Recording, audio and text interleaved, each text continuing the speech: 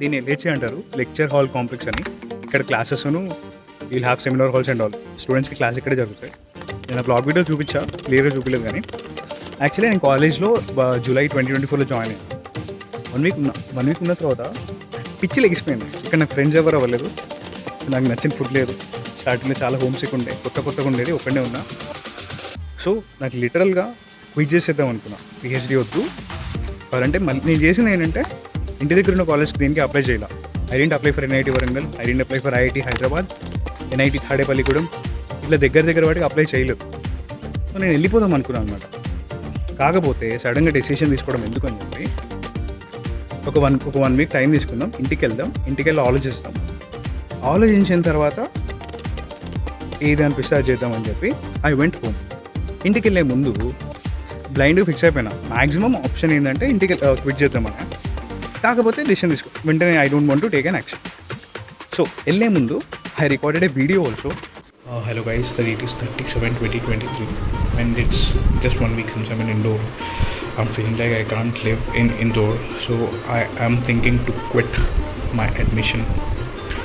from my admission in IIT Indore, and I'm just going back home now. I'm not taking decision at a time. I just want to go home and I want to think once.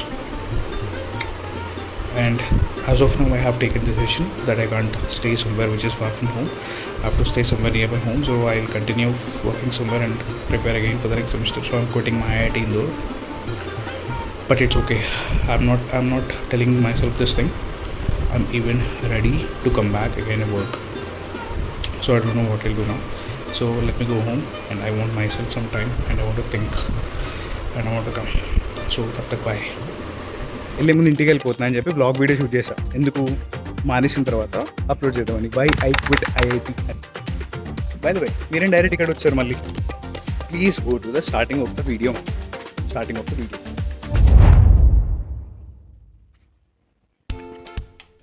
Hey guys, what's up? Welcome to my vlog channel. If in case you guys are new here, hello, I am Arvind Maps. నేను ఐఐటీలో join అయ్యి, పిహెచ్డీలో join అయ్యి దగ్గర ఇంకో 4 months అయితే 1 year అయిపోతుంది. So July 2023లో join అయ్యాను.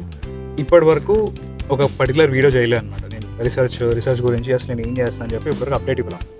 Let's go, I give you. ఓవరాల్గా ప్రిసైజ్గా మాట్లాడుకుంటే, mine is the model of disease diagnosis. So from the computer science point of view మేము ఏం చేస్తామంటే, ఒక మెషిన్ లెర్నింగ్ మోడల్, ఆ డీప్ లెర్నింగ్ మోడల్ క్రియేట్ చేయాలి. ఈ మోడల్ ఏం చేస్తుంది?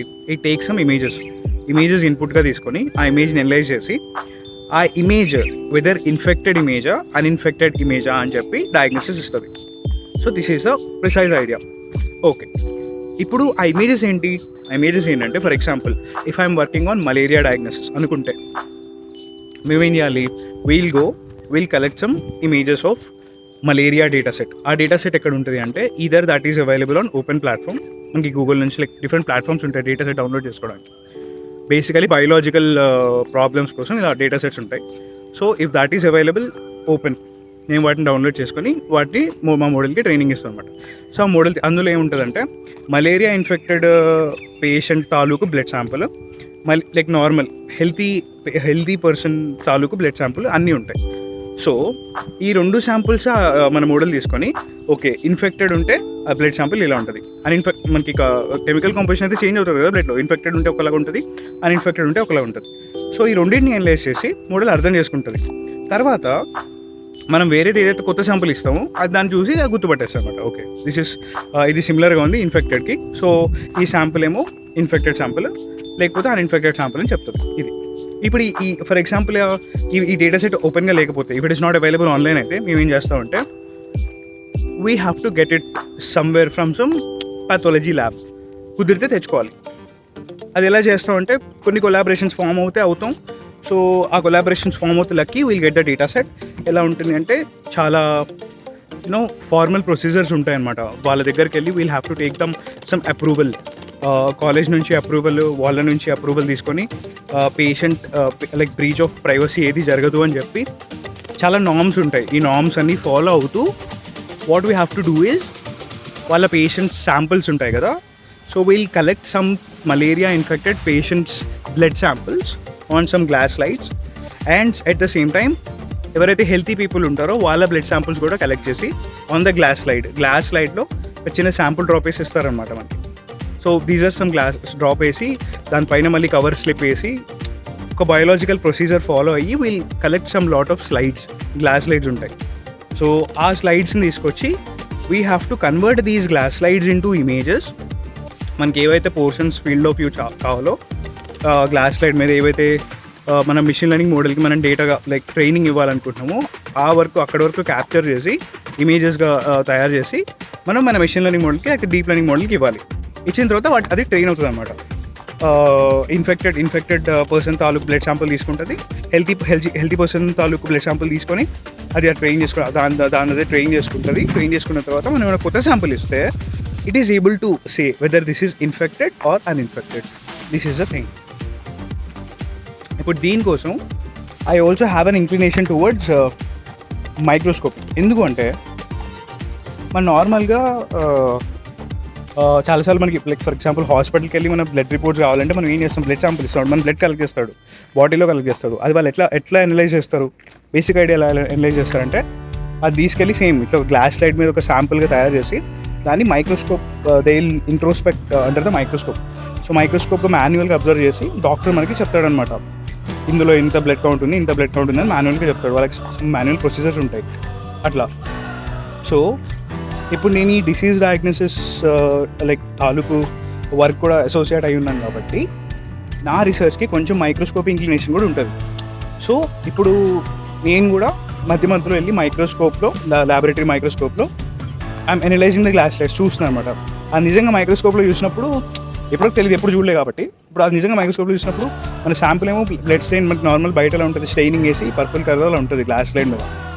అది మైక్రోస్కోప్ లెన్స్ ద్వారా చూసినప్పుడు క్లియర్గా ఓపెన్ చేసి నీకు బ్లడ్ స్లైడ్స్ అన్నీ లోపల ఇట్స్ ఒక నానోమీటర్ రేంజ్లోకి వెళ్ళి అబ్జర్వ్ చేస్తుంది కాబట్టి లోపల ఉన్న ఆర్బీసీస్, డబ్ల్యూబీసీ, స్టెయిన్, ప్లేట్లెట్స్ ఇవన్నీ కనపడతాయి అనమాట. అవన్నీ చూసినప్పుడు చిన్న మజా వస్తుంది. సో నాది ఓవరాల్గా కన్ఫైన్ చేసి చెప్పాలంటే concise and confine research of mine is inclined with, ఇప్పుడు నా రీసెర్చ్ ఏరియా కంప్యూటర్ సైన్స్లో ఉంటుంది, బయాలజీ ఎందుకంటే డిసీజ్ డయాగ్నోసిస్ కాబట్టి. ఇప్పుడు ఆ స్లైడ్స్ నేను అనలైజ్ చేయాలంటే పక్కకు నేను కొంచెం డిసీజ్ తాలూకు ఇన్ఫర్మేషన్ అంతా గ్యాదర్ చేయాలి. ముందు ఏదైతే అవసరం లేదో ఇప్పుడు నేను చేయాల్సి వస్తుంది. సో నాకు తెలియని ఒక చిన్న సార్ట్ ఆఫ్ ఒక miniature doctor type of feeling వస్తుంది అనమాట. ఎందుకంటే పిహెచ్డీ అంతా కన్వర్ట్ అయిపోయిన తర్వాత నాకు చాలా నాలెడ్జ్ వస్తుంది. కొన్ని డిసీజ్ నేను దేని మీద వర్క్ చేస్తున్నాను దాని మీద చాలా నాలెడ్జ్ వస్తుంది. అంటే స్టెయినింగ్ ఎలా చేస్తారు, వీళ్ళు ఎలా అబ్జర్వ్ చేస్తారు, డయాగ్నోసిస్ ఎలా చేస్తారు, ఏ మ్యాగ్నిఫికేషన్ ఆఫ్ మైక్రోస్కోప్లో చూడాలి అది అబ్జర్వ్ చేయాలంటే. సో ఇవన్నీ నేను స్టడీ చేస్తున్నాను ఇప్పుడు. సో నా రీసెర్చ్ వచ్చేసి it is incline towards microscopy also. So biology it is incline towards computer science obviously. And 4 yearsలో నా పిహెచ్డీ అయిపోయేలోపు నాకు చాలా నాలెడ్జ్ వస్తుంది. And I will be worthy of all the applause I get. Doctorate వచ్చిందంటే I'm literally feeling that I will be worthy, ఎందుకంటే I will work hard and I will get it.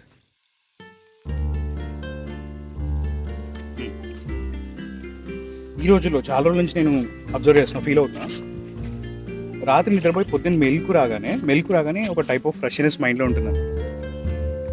అంటే ఇప్పుడు clarity వచ్చింది కొంచెం, ఏం చేయాలి, రీసెర్చ్లో ఎట్లా ముందుకు వెళ్ళాలి, ఎట్లా like what is that have to do now, ఏం నేర్చుకోవాలి, నాకేం రాదు, చాలా క్వశ్చన్స్కి క్లారిటీ అయితే వచ్చింది. సో ఇప్పుడు ఆ క్లారిటీ రాగానే నిద్రపోయి లెగ్గానే మార్నింగ్ తెలియకుండా ఒక టైప్ ఆఫ్ రషీనెస్ వచ్చేస్తుంది అనమాట. అంటే ప్రశాంతత ఉండదు మనకి. ఇప్పుడు లెక్కనే ఇప్పుడు ఆ డేకి సంబంధించిన విజువలైజేషన్స్ అన్ని మైండ్లోకి వస్తాయి. ఇప్పుడు మా సూపర్వైజర్ కాల్ చేసి ఆయనకు అప్డేట్ ఇవ్వాలి, నేను ఏం నేర్చుకున్నానని చెప్పాలి. లేకపోతే ఆయన అడుగుతారు, నేను ఆ వర్క్ నీకు అలౌట్ చేసినావు అని చెప్పి. లేకపోతే ఇక్కడ మీటింగ్ ఉంటుంది, ఒక మీటింగ్ ఉంటుంది, ఆ మీటింగ్ అటెండ్ అవ్వాలి, ఆ విజువలైజేషన్ మైండ్లోకి వస్తుంది. సో లేకపోతే వేరే ఒక ల్యాబ్కి వెళ్ళి అక్కడ స్లైడ్స్ అనలైజ్ చేసి ఆ స్లైడ్స్ ఎలా ఉన్నాయి, నార్మల్ నా మొబైల్ మైక్రోస్కోప్లో ఎలా ఉన్నాయి, అందులో ఎలా ఉన్నాయి, నేను అనలైజ్ చేసి చూడాలి. సో ఇవన్నీ విజువలైజేషన్ వచ్చేస్తాయి అనమాట. లెక్కనే ఆన్ ద వెరీ ఫస్ట్ ఇప్పుడు ఒక 5-10 minutes అట్లా గ్లాన్స్లో వస్తాయి మైండ్లో. దానివల్ల ఏంటంటే ఒక ప్రశాంతత అనేది ఉండట్లే. అలాంటి సిచ్యువేషన్లో రివైండ్ బ్యాక్ చేసుకొని మన మైండ్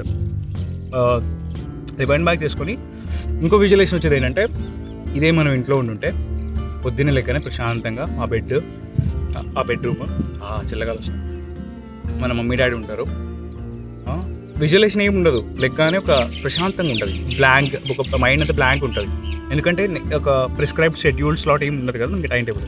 ఇంట్లో మన ఇష్టం వచ్చింది చేసుకోవచ్చు, ఇష్టమైన ఫుడ్ ఉంటుంది, మమ్మీ డాడీ పక్కనే ఉంటారు, బ్రష్ చేసుకుని రాగానే కాఫీ ఉంటుంది, తర్వాత టీవీ ఉంటుంది, మన ఇష్టం వచ్చిన పాటలు పెట్టుకుని చూడొచ్చు, సినిమాలు చూడొచ్చు, అంతా ఉంటుంది.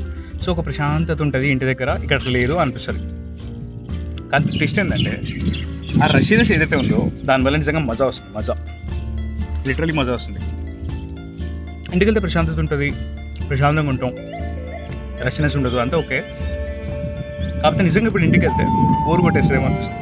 ఇంకోటి ఏంటంటే తెలిసిపోయింది, ఇప్పుడు ఇది కావాలని ఇది నాకు కావాలని క్లారిటీ వచ్చిన తర్వాత ఇప్పుడు ఇది అయ్యే వరకు ఇట్లనే ఉంటుందని నాకు అర్థమైపోయింది కదా. సో ఈ పిహెచ్డీ ఖతం అయ్యే వరకు ప్రతిరోజు ఇట్లనే ఉంటుంది. మధ్యలో కొన్ని రోజులు ఎస్కేప్ అవుదామని ఇంటికి వెళ్ళి వచ్చినా కూడా తర్వాత ఎట్లనో మళ్ళీ ఇక్కడ రావాలి. అది అలవాటు, అది తెలిసిపోయిన తర్వాత ఇంకేముంది, ఇది అయిపోయే వరకు ఇట్లనే ఉంటుంది. ఇప్పుడు కొత్త నేర్చుకోవడానికి రషీనెస్ ఉంటుంది. అట్లా మీటింగ్స్ అంటారు, సార్ దగ్గరికి వెళ్ళాలి, అప్డేట్ అంటారు, అవ్వదు, తిడతారు, కొంచెం స్లో పేస్లో వెళ్తున్నావు అంటారు, కంపేర్ చేస్తారు, లాభాలు ఇట్లా నువ్వు ఇట్లున్నావు, చాలా కంపారిజన్స్ వస్తాయి, అంటే స్టీరియోటైపికల్గా. సో ఇవన్నీ ఉంటే నిజంగా ఇప్పుడు లిటరల్లీ మజా వస్తుంది, మజా. Set for this video. ఫైనల్గా I gave my research update. So I love IIT. Here, I'm wishing you all my positive vibes, and let's meet in the next video. So, bye bye, take care. Arvind Maps signing.